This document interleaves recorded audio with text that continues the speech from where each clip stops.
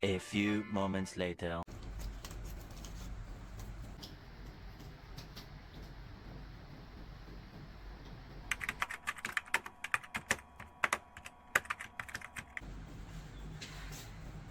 Michael, are you okay? You look very exhausted. Sure. I cannot sleep. I thought it was due to my recipe. Just now I have eaten kamado, but it won't help. I still cannot sleep. Actually, I got this one medicine. My doctor gave me last week. The name is alprazolam, and I already take it. It helped me to sleep. Yeah, very well.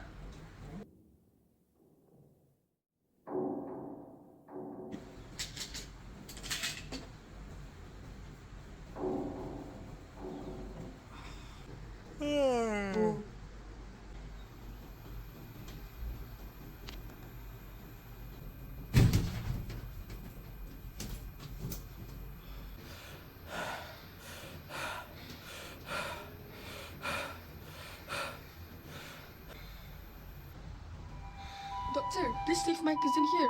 He's having a hard time breathing. Did you know that opioids are commonly used for pain management? They are especially helpful for post-surgical patients, cancer patients in palliative care, and people with severe injury or trauma. But how do they actually work? Opioids mainly act on something called the mu opioid receptor, MOR, and these receptors are mostly found in your central nervous system. Okay, so let's break it down. At your presynaptic neuron, normally when an axial potential arrives, calcium channels open, allowing calcium to enter the neuron and trigger the release of neurotransmitters like substance P and glutamate, which send pain signals. But when opioids are present, they will bind to MOR, and this will block your calcium channels, stopping the release of those neurotransmitters. Next, at your postsynaptic neuron, opioids open potassium channels, causing potassium to flow out. This leads to hyperpolarization, which means the neuron becomes more negative inside, making it harder to reach the threshold to fire an action potential. As a result of both actions, the transmission of pain signals is reduced, leading to pain relief. So, activating opioids receptors causes wakefulness, which explains why opioids can make you feel sleepy. But bear in mind, opioids also have harmful side effects, one of the most serious being respiratory depression. In the brainstem, we have a region called the pre-Burt-Zinger complex, which is crucial for generating and regulating your breathing rhythms. When opioids bind to the receptor in this area, they suppress the neurons responsible for controlling normal breathing. This can lead to slow breathing, and in severe cases, even respiratory arrest. So while opioids are powerful for pain relief, they must be used with caution. Opioids aren't the only ones affecting your brain. Now, let's talk about another class of drugs that also slows down your brain activity, benzodiazepines. Have you ever wondered how medication like benzodiazepines calm people down? So, in our brain, there's a natural chemical known as GABA. It's an inhibitory neurotransmitter and it acts like your body's built-in brake system. When we feel stressed, GABA slows down the brain activity to allow us to relax and sleep. GABA works by binding to its receptor, known as GABA-A receptor at the postsynaptic neuron, which can be found in your central nervous system. This receptor consists of 5 subunits. As you can see in the image, there are 2 alpha, 2 beta, and 1 gamma. These subunits arrange to form a central chloride channel that opens to allow chloride ions into the neuron. This leads to hyperpolarization of the neuron, which means the inside of the neuron becomes more negative, making it less likely to fire. Hence, neuron will become less responsive to another neurotransmitter like your norepinephrine, your serotonin, your acetylcholine, and your dopamine. But where does GABA bind to? Based on the image given, alpha and beta subunit form the receptor site, which allow GABA to bind. Now, here comes the next question. What are benzodiazepines and how does it bind? Benzodiazepines act like a booster. They enhance the activity of GABA. Benzodiazepines bind to specific allosteric site, which is located between your alpha and gamma subunit. They do not directly activate the receptor, instead, they enhance GABA at the GABA-A receptor. This allows more chloride channel to open and more influx of chloride ions, making the neurons to be more hyperpolarized, since there are more chloride ions flowing in. This gives you the sedative and anti-anxiety effects. How cool it is! However, there's something to take note of while using it. Since it slows down your brain activity, it will also affect your respiratory center, which involves in rhythmic breathing and sensitivity to carbon dioxide. However, don't worry, using benzodiazepines alone usually does not cause any breathing issues unless you are taking other medications like opioids. But why taking these 2 medicines together lead to respiratory suppression? Okay, so let's break down how they work synergistically. Benzodiazepines boost GABA, It is your brain's natural break which makes you feel relaxed, sleepy, and less anxious. Opioids, like morphine or oxycodone, block pain but also slows down your brain respiratory center. So, if both are taken concurrently, their effects stack up. That's why doctors and pharmacists always warn, do not mix benzodiazepines and opioids without medical advice. The combination can be dangerous or even fatal. Both drugs are central nervous system depressants. This means they both slows down your brain and body functions. Are you okay, Michael? Michael? When combined, these drugs intensify sedation, leaving you feeling confused, dizzy, and even unable to move properly. These side effects can lead to dangerous falls and accidents. Even more concerning is respiratory depression. Both drugs can slow your breathing to dangerously low levels, which may lead to breathing failure or even unresponsiveness. Hello? Hello? Is this 999? I need help now. My friend can breathe. Oh my god, doctor, I didn't know his condition had become like that.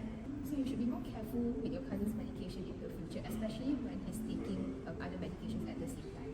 I should have been more cautious. I've heard using both opioids and benzodiazepines can slow down your breathing, but I didn't realize how serious it is.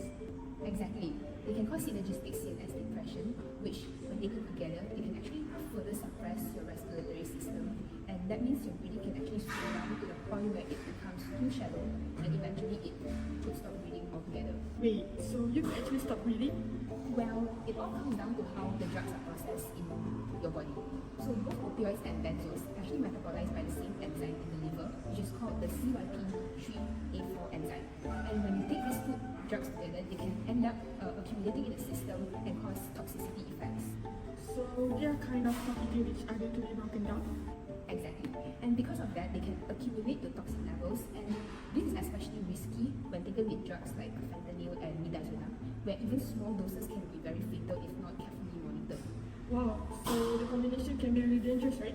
Yes, and that's why it's crucial to never mix opioids and benzodiazepines together without the direct medical advice, as this can risk fatal respiratory depression in patients. From 2019 to 2020, benzodiazepines overdoses with opioid among emergency department visits increased by 34.4%. Opioids involvement with benzodiazepines causes 92.7% death cases, while 66.7% death cases involve illicit usage of benzodiazepines. The data above shows a concerning trend of non-fatal and fatal overdosing involving benzodiazepines and opioids. This may be due to illicit benzodiazepines like etizolam, flualprazolam, and flubromazolam. Supply increased among post-mortem and clinical samples in 2020. In 2016, public health officials urged the FDA to act on a deadly trend, the combined use of opioids and benzodiazepines. From 2004 to 2011, emergency room visits and overdose deaths from these medications nearly tripled. In just a decade, more than 2.5 million additional patients were prescribed both medications. Today, the FDA issues its strongest warning, a box warning, alerting users to the danger: extreme drowsiness, slow breathing, coma, and even death. To help reach both healthcare professionals and the public, the FDA has issued a drug safety communication outlining the serious risk of using opioids and benzodiazepines together.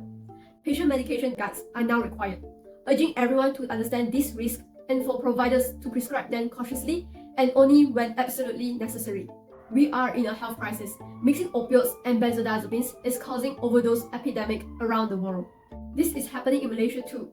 These drugs are still sometimes given together, especially to people with long-term pain, and it's a growing concern. When used together, drugs like oxycodone and diazepam can slow down your body, your breathing, your brain, and that can be deadly. Some illegal drugs are mixed with benzodiazepines without people knowing. That makes the risk of overdose even higher. But there's help. Pharmacists are on the front lines. They check your medications, warn you about risk, and talk to your doctor if needed. By staying alert and taking action, pharmacists can help stop this preventable death. Our message is clear. Mixing opioids and benzodiazepines isn't just dangerous. That combination can stop your breathing for good. Even prescribed together, they are high risk. The FDA is warning everyone, this isn't something to mess with. Talk to your doctor or pharmacist. Read the guide. And if you are mixing these medicines, Don't mix. Don't mix.